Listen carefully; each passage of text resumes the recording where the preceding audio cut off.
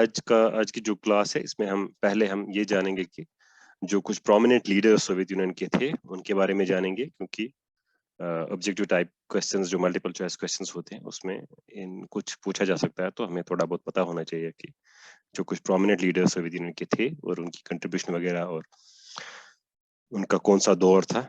इसमें जो सबसे प्रोमिनेंट लीडर जो सोवियत यूनियन के थे उनका नाम था लेनिन, जिसको हम कहते हैं व्लादिमीर इलियानोव लेनिन। तो लेनिन असल में जो 1917 में जो रेवोल्यूशन आई थी सोवियत यूनियन में, रशिया में, रशियन रेवोल्यूशन जिसको कहते हैं या बोल्शेविक रेवोल्यूशन भी कहते हैं उसे, तो उसके पीछे जो असल रूह रवां था वो असल में लेनिन थे। लेनिन जो थे वो मार्क्सिस्ट थे या हम कहेंगे कम्युनिस्ट थे, और रेवोल्यूशन जो आई थी वो इन्हीं की सरबराही में आई थी वहां पे।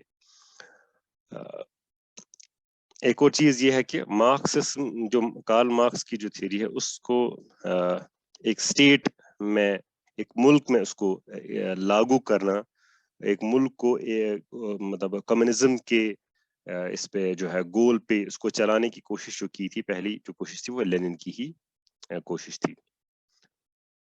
उसके बाद जो आपका आता है दैट इज स्टालिन, जो कि एक बहुत मशहूर लीडर थे सोवियत यूनियन के, जो बाद में लेनिन की डेथ के बाद, क्योंकि लेनिन की डेथ हुई थी 1924 में, तो उसके बाद सोवियत यूनियन के जो लीडर बने थे तो वो स्टालिन बने थे। स्टालिन जो कि लेनिन के सक्सेसर थे, ठीक। और इन्होंने ये भी की कोशिश की कि सोवियत यूनियन को मुनज़्ज़म करने की कोशिश की या कंसोलिडेट करने की कोशिश में भी उन्होंने भी कोशिश की है। और सेकंड वर्ल्ड वॉर में जो सोवियत यूनियन के जो लीडर थे वो स्टालिन ही थे। और इंडस्ट्रियलाइजेशन इस सोवियत यूनियन में उसको जो इंट्रोड्यूस किया वो लेनिन ने ही किया। इसी तरह से कलेक्टिव फार्मिंग वगैरह जो है वो उसका भी वो कॉन्सेप्ट भी उसी ने सोवियत यूनियन में स्टार्ट किया। अच्छा, एक और चीज इसमें यह है कि स्टालिन को ये माना जाता है कि ये तमाम जो कम्युनिस्ट लीडर्स थे उनमें सबसे ज्यादा जालिम जो था वो स्टालिन था। इसने एक तो ये है कि जो कम्युनिज्म के खिलाफ थे उनको तो इसने कत्ल करवाया ही करवाया, और उसके साथ साथ इवन कम्युनिस्ट पार्टी में भी जो इसके मुखालिफ थे, जो इसकी राय से इत्तेफाक नहीं रखते थे, तो उनका भी ये कत्ल करवाता था। इसलिए ये मशहूर है कि जो वहां पे 1930s में जो बहुत ही जबरदस्त दहशत का माहौल था उसके जिम्मेदार जो उसका जिम्मेदार स्टालिन था। उसने बड़े मतलब हम कहेंगे कि हार्शली अपनी गवर्नमेंट जो चलाई है वो हार्शली गवर्नमेंट चलाई है। पार्टी में भी उसके जो राइवल्स थे उनको खत्म करवाता था, एलिमिनेट करवाता था। उसके बाद आपके आते हैं ये क्रुशोव, निकिता क्रुशोव। निकिता क्रुशोव, आपको मालूम होगा कि जब क्यूबन मिसाइल क्राइसिस हुआ था तो उस वक्त सोवियत यूनियन का जो लीडर था वो निकिता क्रुशोव ही थे। स्टालिन के बाद ये आए और स्टालिन की लीडरशिप के ये मुखालिफ थे। इन्होंने बाद में स्टालिन की बहुत सारी जो पॉलिसीज उसने उनको बदल के जो है नई पॉलिसीज इख्तियार की, कुछ रिफॉर्म्स लाने की कोशिश की 1956 के बाद। और उसी ने एक कॉन्सेप्ट जो दिया था जिसको हम कहते हैं पीसफुल कोएग्जिस्टेंस। मतलब यह है कि वेस्ट के साथ जो एक वो सिलसिला चला था, जो आर्म्स कंट्रोल ट्रीटीज की जो शुरुआत हुई थी वो असल में निकिता क्रुशोव के ही दौर में उस चीज की शुरुआत हुई थी, जिसको हम कहते हैं कि पीसफुल कोएग्जिस्टेंस का जो एक कॉन्सेप्ट है, जो है मगरब के साथ हम पुरअमन तरीके से रहना चाहते हैं, वो आइडिया निकिता क्रुशोव का ही था। लेकिन एक चीज ये है कि अगरचे ये रिफॉर्म्स इसने कराई थी, लेकिन उसके साथ साथ कुछ चीजें ऐसी भी हैं जो हम कहेंगे कि जो एक स्टालिन का तरीका जो है उस तरीके के कुछ इकदाम निकिता क्रुशोव के दौर में भी हुए हैं। क्योंकि 1956 में हंगरी में कम्युनिस्ट गवर्नमेंट के खिलाफ बगावत शुरू हुई थी, तो उस बगावत को बजोरे बाजू दबाने की जो कोशिश हुई थी उसमें निकिता क्रुशोव का हाथ था। मतलब लोगों को, उन जो बागी जो लोग थे उनको दबाया गया, बाय फोर्स उनको मतलब कत्ल किया गया। और ये चीज निकिता क्रुशोव के ही दौर में ऐसा हुआ था। और सबसे इम्पोर्टेंट चीज जो है वो यही है कि क्यूबन मिसाइल क्राइसिस जो हुई थी उसमें जो इन्वॉल्व था वो निकिता क्रुशोव था। मतलब यहाँ पे जब मैं ये कह रहा हूँ कि इन्वॉल्व था, मेरा मतलब यहाँ पे ये है कि क्यूबा को सोवियत यूनियन की मिसाइल बेस बनाने का जो आइडिया था वो निकिता क्रुशोव का ही था। यूनाइटेड स्टेट्स के करीब अपनी बेस, न्यूक्लियर मिसाइल बेस बनाना, क्यूबा को उस तरीके से इस्तेमाल करना, ये निकिता क्रुशोव का ही आइडिया था। تو کیوبن میزائل کرائسس کے بھی ذمہ دار جو ہے وہ نیکیتا خروشچوف تھے. یہ کچھ امپورٹنٹ ایکٹیویٹیز جو ہوئی تھی وہ نیکیتا خروشچوف کے دور میں جو ہوئی تھی. اس کے بعد آپ کے آتے ہیں برزنوف, لیڈر آف سوویت یونین. تو یہ 1964 سے 1982 تک سوویت یونین کے لیڈر تھے, اور ان کا جو یہ ان کی جو کنٹریبیوشن میں آتا ہے کہ ہی proposed Asian collective security system. تو اس کا مطلب یہ ہے کہ ایک حساب سے جس طرح سے وہ کلیکٹیو سیکیورٹی سسٹم پہ جو نیٹو وغیرہ بنا تھا, تو اس ٹائپ کا ایک اس نے بھی پرپوز کیا تھا کہ Asian collective security system, and he was also associated with the detente. Detente مطلب ہے کہ کولڈ وار میں ایک تھوڑی سی ایک ہم کہہ سکتے ہیں کہ ایک پیسفل پیریڈ کا دور تھا, جس کو ہم کہتے ہیں ڈیٹانٹ میں مطلب ایک ریلیکسیشن. کولڈ وار میں وہ ایک فیز شروع ہو گیا تھا بیچ میں, جب یونائٹڈ اسٹیٹس کے ساتھ ریلیشنز بہتر ہونا شروع ہو گئی تھی وہ برزنوف کے دور میں. تو اس دور کا ہم کہتے ہیں کولڈ وار میں ایک پیریڈ آتا ہے جس میں کہ تھوڑا پیسفل ریلیشنز اسٹیبلش ہونا شروع ہو گئی تھی یو ایس کے ساتھ, تو اس کو ہم کہتے ہیں ڈیٹانٹ, پیریڈ ڈیٹانٹ. تو اس دور میں برزنوف جو ہے وہ سوویت یونین کے لیڈر تھے. اس کے بعد جو ہم کہہ سکتے ہیں کہ جو لاسٹ لیڈر تھا سوویت یونین کا, میخائیل گورباچوف, بہت ہی امپورٹنٹ لیڈر تھے میخائیل گورباچوف. یہ 1985 میں سوویت یونین کے لیڈر بنے تھے, اور انہوں نے جو وہ پالیسیز ہم نے پہلے بھی کہی ہیں کہ انہوں نے ریفارم لانے کی, جو سوویت سسٹم میں جو ایک وہ ایک جمود آیا تھا, ایک اسٹیگنیشن آئی تھی, اور لوگ ایک وہ سمجھ رہے تھے کہ گھٹن محسوس کر رہے تھے, فریڈم کی بہت کمی تھی. تو اس چیز کو محسوس کیا وہ میخائیل گورباچوف نے محسوس کیا کہ لوگ تنگ آ گئے ہیں, یا لوگ اب ان کا جو صبر کا پیمانہ ہے وہ لبریز ہونے والا ہے. تو اس لیے پولیٹیکل سسٹم میں اور اکنامک سسٹم میں, کیونکہ اس دور میں یہ بھی تھا کہ اس دور میں سوویت یونین میں جو ہے اکنامک اسٹیگنیشن بھی آئی تھی, تو اس اکنامک سسٹم کو اور پولیٹیکل سسٹم کو بہتر بنانے کی جو کوشش کی تھی, اس کے لیے ریفارمز لائی تھی, جس کا نام تھا گلاس نوسٹ اینڈ پیرسٹرائکا. یہ دو پالیسیز بہت ہی فیمس پالیسیز, یا ہم کہیں گے کہ بہت ہی پاپولر یا بہت ہی پرومیننٹ یا بہت مشہور یہ پالیسیز ہوئی تھیں ان کی, گلاس نوسٹ اینڈ پیرسٹرائکا. تو یہ ریفارم پالیسیز گورباچوف نے ہی دی تھی, اور اس کے ساتھ ساتھ جو آرمز ریس جو تھی, یہ کولڈ وار کا جو ایک رزلٹ جو تھا آرمز ریس, اس کو بھی کم کرنے میں یو ایس کے ساتھ بہت ساری جو پالیسیز جو پہلے ہی کیوبن میزائل کرائسس کے بعد جو نیکیتا خروشچوف کے دور میں شروعات ہو گئی تھی, آرمز کنٹرول ٹریٹیز بہت ساری ہوئی تھی, تو اس میں میخائیل گورباچوف نے بھی اس سلسلے کو جاری رکھا, اور اس کے دور میں بھی کچھ ٹریٹیز سائن ہوئی تھی, arms control treaties U S کے ساتھ. اور اس کے ساتھ یہ بھی ہے بھی افغانستان میں جو 1979 میں سوویت ٹروپس انٹر کر گئے تھے, تو ان کو وہاں سے نکالا جو 89 میں, اس کا صحرا بھی میخائیل گورباچوف کے ہی سر باندھا جاتا ہے. تو یہ جو ڈیسیژن لیا تھا کہ افغانستان سے فوجیں نکالنی ہے سوویت یونین کی, وہ ڈیسیژن بھی میخائیل گورباچوف نے ہی لیا تھا. اور ایسٹ یورپ میں سے بھی پھر جب ایسٹ یورپ میں بھی جو بغاوت کا سلسلہ شروع ہوا تھا, تو اس ایسٹ یورپ سے بھی پھر آہستہ آہستہ سوویت یونین کی ٹروپس کو وڈرا کرنے کا جو سلسلہ شروع کیا تھا وہ میخائیل گورباچوف نے ہی کیا تھا. اور میخائیل گورباچوف کے دور میں ہی یو ایس ایس آر ڈس انٹیگریٹ ہوا تھا, یو ایس ایس آر پھر آہستہ آہستہ ختم ہو گیا تھا. اور اس سے یہ بھی کہ جو جرمنی جو برلن وال کی وجہ سے جو ڈیوائیڈ کیا گیا تھا, وہ بھی پھر اسی کے دور میں وہ گرا دی گئی وہ دیوار, اور جرمنی یونائٹ ہو گیا اور کولڈ وار ختم ہو گیا. تو this was during the period of Mikhail Gorbachev. لیکن اس میں یہ ہے کہ جو بھی وہ ریڈیکل جو کمیونسٹس تھے, وہ سوویت یونین کی ڈس انٹیگریشن کا جو ذمہ دار ٹھہراتے ہیں وہ میخائیل گورباچوف کو ہی ٹھہراتے ہیں. اس کے بعد ایک اور امپورٹنٹ لیڈر ہے, وہ ہے بورس یلسن.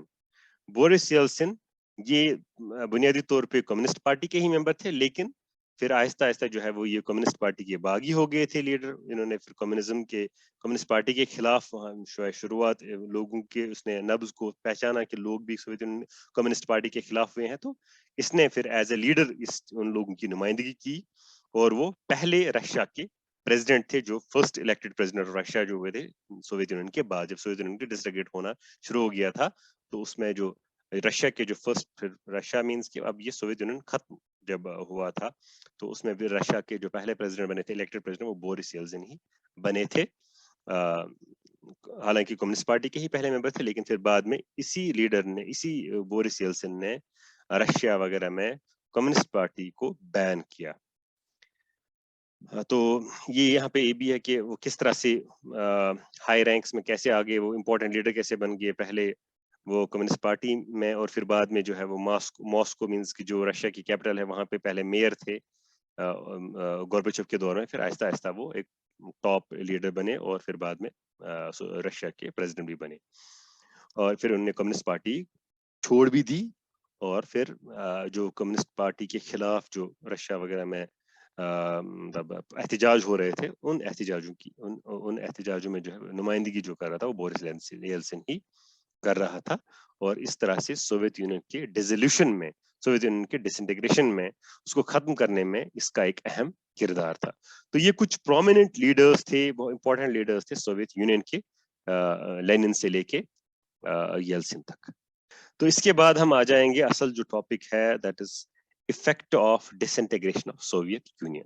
سوویت یونین کے زوال سے، سوویت یونین کے انہدام سے، سوویت یونین کی جو ڈیزالو جو ہو گیا، سوویت یونین ختم ہو گیا، ڈس انٹیگریٹ ہو گیا، اس کے کیا اثرات پوری دنیا پہ پڑے۔ تو پہلی چیز یہی ہے کہ جیسے جب سوویت یونین اور یونائٹڈ اسٹیٹس جب دو پاورز تھے تو پوری دنیا دو پولز میں ڈیوائیڈ ہو گئی تھی۔ بائی پولرٹی کا جو ورلڈ آرڈر جو تھا وہ بائی پولر ورلڈ آرڈر تھا، تو اور کولڈ وار ان دو بڑے ملکوں کے درمیان تھی۔ تو جب ایک پاور ڈس انٹیگریٹ ہو گیا، ختم ہو گیا، تو اس سے یہ ہوا کہ پہلا جو اس کا نتیجہ یہ نکلا وہ یہ تھا کہ کولڈ وار ختم ہو گئی۔ تو disintegration of the biggest implication of disintegration of USSR was the end of Cold War۔ پہلا جو رزلٹ اس کا نتیجہ یہ تھا کہ کولڈ وار ختم ہو گئی، کیونکہ کولڈ وار دو گروپس کے درمیان تھے، دو پاور بلاکس کے درمیان تھے۔ ایک پاور بلاک ڈس انٹیگریٹ ہو گیا تو اس سے یہ ہو گیا کہ کولڈ وار ختم ہو گیا۔ وہ جو ایک ایٹماسفیئر آف فیئر اور ٹیرر، جو ایک انسیکیورٹی تھی، یہ خطرہ تھا کہ کبھی نہ کبھی کہیں نہ کہیں کسی وقت بھی یہ کولڈ وار ایک ہاٹ وار میں تبدیل ہو سکتی ہے، ایک فل فلیجڈ وار میں تبدیل ہو سکتی ہے۔ تو وہ ایک جو خدشہ تھا، ایک خوف تھا، ایک دہشت کا جو ماحول تھا، وہ انسیکیورٹی کا ماحول تھا، ٹھیک ہے۔ نیوکلیر وار کے جو خدشات ظاہر کیے جا رہے تھے، جیسے کہ کیوبن میزائل کرائسس کے وقت پوری دنیا کو ایسا محسوس ہوا کہ پوری دنیا ختم ہو سکتی ہے، نیوکلیر وار شروع ہو سکتی ہے۔ تو وہ جو ایک وہ ماحول، اس میں وہ تناؤ کا ماحول وہ ختم ہو گیا with the disintegration of Soviet Union. Next جو اس میں امپورٹنٹ پوائنٹ جو ہے، that is emergence of the U S A as the sole super power. جب سوویت یونین ڈس انٹیگریٹ ہو گیا تو وہاں پہ ایک ہی پاور بچ گیا، تو وہ تھا یونائٹڈ اسٹیٹس آف امریکہ۔ تو اب وہ ایک سنگل پاور کے طور پہ دنیا کے نقشے پہ نمودار ہوا، اور کوئی بھی ملک ایسا نہیں تھا جو کہ اس کے مقابلے میں آ سکتا تھا، اس کی سپریمیسی کو چیلنج کر سکتا تھا، تو اس کی بالادستی کو چیلنج کر سکتا تھا۔ ایسا کوئی پھر ملک نہیں تھا۔ تو یونائٹڈ اسٹیٹس ایک سول سپر، ایک اونلی پاور کی صورت میں سامنے آ گیا۔ تو یہ ایک اور نتیجہ تھا ڈس انٹیگریشن آف سوویت یونین کا۔ نیکسٹ جو امپورٹنٹ اس میں اسی طرح سے ایک اور جو یہ تھا جو رزلٹ اس کا تھا، that was dominance of capitalism and liberal democracy. ہم نے پہلے پڑھا ہوا ہے کہ کولڈ وار میں جب ہم نے بات کی تھی کہ ان دو پاور بلاکس میں جو وجوہات تھیں، اس میں سب سے اہم وجہ یہ جو تھی وہ یہ تھی کہ یہ دونوں پاورز مختلف آئیڈیالوجیز کے علم بردار تھے، مختلف آئیڈیالوجیز کو دنیا میں پھیلانا چاہتے تھے۔ تو سوویت یونین کمیونزم کو سپورٹ کر رہا تھا، کمیونزم کو پھیلانا چاہتا تھا پوری دنیا میں۔ اسی طرح سے جو یونائٹڈ اسٹیٹس تھا وہ لبرل ڈیموکریسی اور کیپٹلزم کا علم بردار تھا۔ اب چونکہ ایک آئیڈیالوجی، ایک نظریہ جو تھا کمیونزم کا نظریہ، اس کی پشت پناہی سوویت یونین کر رہا تھا۔ اب چونکہ سوویت یونین ڈس انٹیگریٹ ہو گیا، اس سے یہ ہو گیا کہ اس آئیڈیالوجی کے جو سپورٹر تھا، سب سے بڑا اہم علم بردار جو تھا، اس کے زوال سے یہ ہوا کہ کمیونزم کی آئیڈیالوجی جو ہے وہ اس کو بھی دھچکا لگا۔ تو اب ایک اس میں یہ ہوا کہ ایک سب سے ہم کہہ سکتے ہیں کہ ان کلیش آف آئیڈیالوجیز میں کیپٹلزم سرخ رو ہو کے سامنے آ گیا۔ سوویت یونین کی ڈس انٹیگریشن سے کمیونزم کی آئیڈیالوجی پہ بھی لوگوں نے سوال اٹھانا جو ہے شروع کیا۔ انہیں لگا کہ سوویت یونین کا ڈس انٹیگریشن اصل میں یہ ہے کہ کمیونزم جو ہے وہ ایک کمزور آئیڈیالوجی تھی۔ لوگوں نے کمیونزم پہ سوال جو ہے انگلی اٹھانا شروع کیا۔ اس سے یہ ہوا کہ कैपिटलिज्म जो है, इस कैपिटलिज्म को ज्यादा फरोग मिला, लिबरल डेमोक्रेसी को सब ज्यादा सपोर्ट मिला, और उससे ये भी हुआ कि जो ओपन मार्केट वगैरह जो कि कैपिटलिस्ट सिस्टम की क्वालिटी में आता है, कि ओपन मार्केट सिस्टम जो होता है उसको फरोग मिला दुनिया में, कैपिटलिज्म को ज्यादा सपोर्ट मिला, और दुनिया में बाकी मुल्कों ने भी कैपिटलिस्ट सिस्टम को ही इख्तियार करना शुरू किया। तो ये जो द नोशन ऑफ जो दिस लिबरल डेमोक्रेसी है उसको जो है वो उसको प्रमोशन मिली,